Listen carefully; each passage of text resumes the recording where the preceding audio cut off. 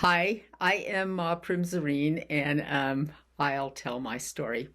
I'm an old-time sannyasin with Osho. Of course, this is just the nutshell. This is like the punchline of the story, but everything that comes up to it is really good and really important too, and maybe I'll get into that someday. January 19th, 1990. I'm living in a small town in Idaho, USA, right on the Continental Divide. I'm kind of way back out in the woods. I wake up in the morning. I turn on my computer back in the days, with the modem, log in, get on the listserv, and hear that Osho had died. Leading up to this, remember what it was like? It was like the last couple of years. I mean, there was a lot of tension as Osho got more and more ill, and he started talking about it a lot too.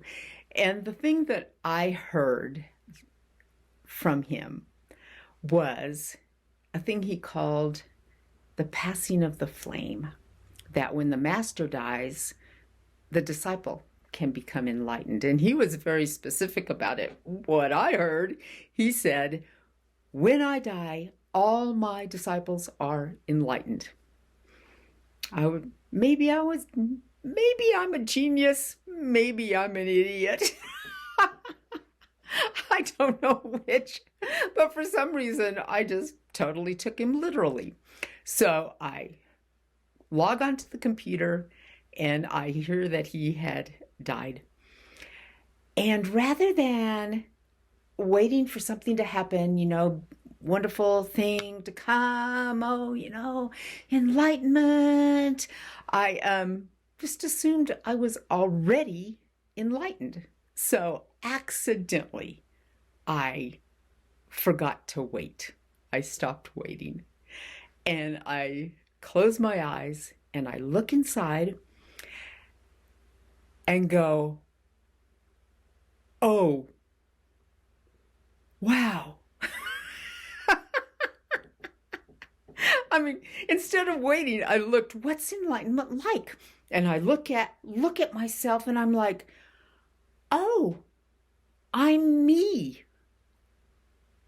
And then I'm like, well, so what is this me? And like, I examine, quick little, I mean, we're talking seconds here, right? My talking about it now is like way past the amount of time that it actually took. What am I like? And I am nothing. Absolutely nothing. But that nothing is also like everything. It's just me. Kind of looking at that doesn't explain it. Looking at nothing, I am that, the way the Buddhists describe it.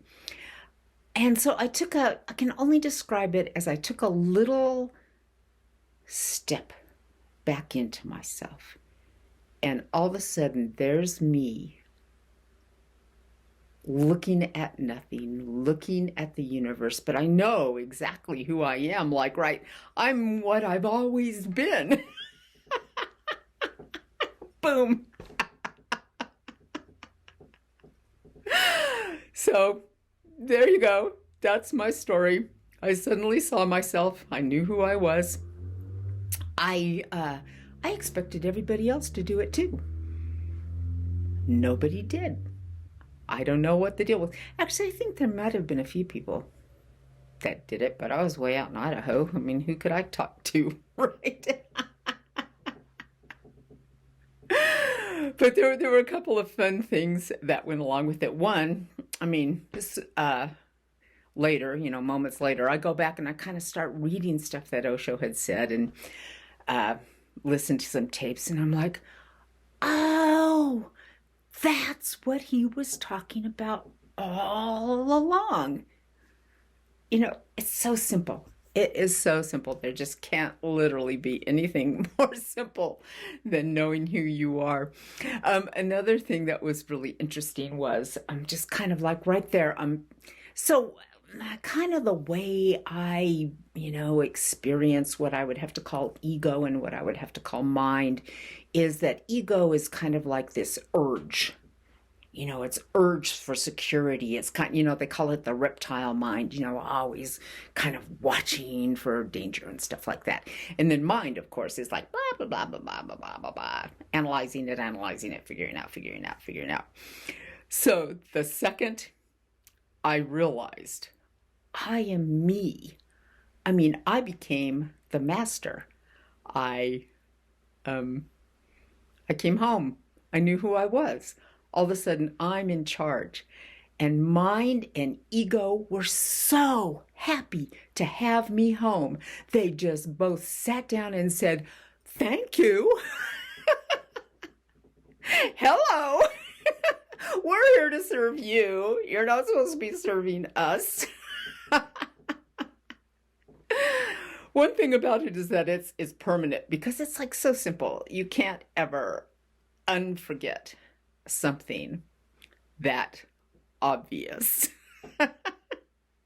You also apparently can't describe it to anybody else because it always gets misinterpreted. There's one other funny thing, I can tell more of the story later, but I literally cannot remember what it was like before.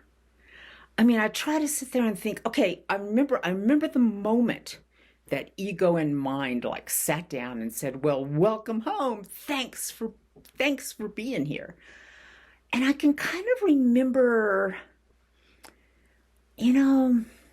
searching. I remember searching, and I can't put my finger on what was I searching for. I'm not sure. And why?